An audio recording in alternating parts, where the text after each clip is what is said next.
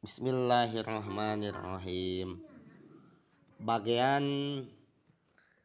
alam gaib atau perkara anu gaib salajengna nyaeta tentang siksa kubur. Siksa kubur, siksa barjah, imankeun ulah ditambah. Nu maot suul khotimah pasti ngarandapan kasusah. Janten kudu iman urang teh bahwa aya anu dingaranan siksaan kubur. Keur saha keur anu maot suul khotimah. Terang maot suul khotimah.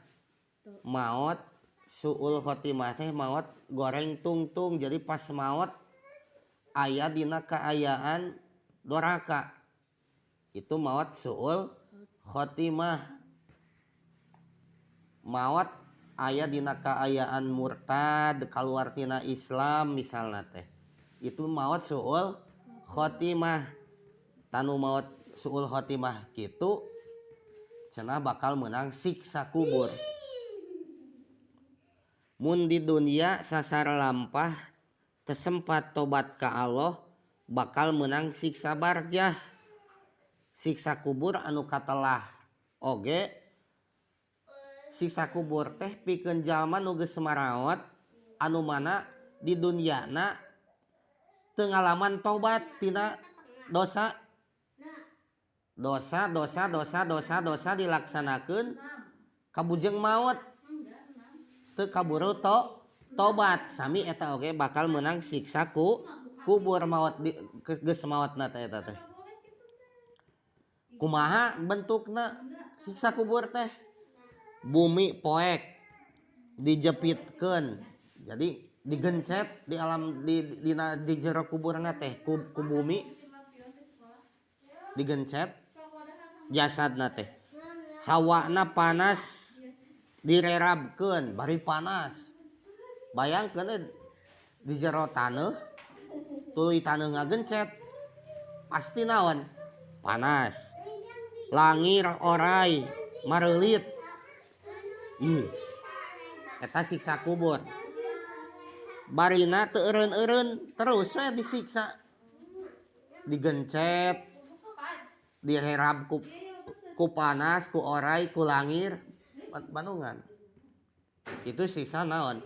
Kubur. Walaupun jasadna tos maot, tos pisah tina naon?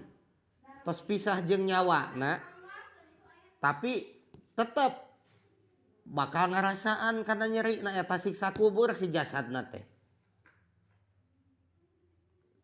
Walaupun entos nyawana pisah tina eta jasad.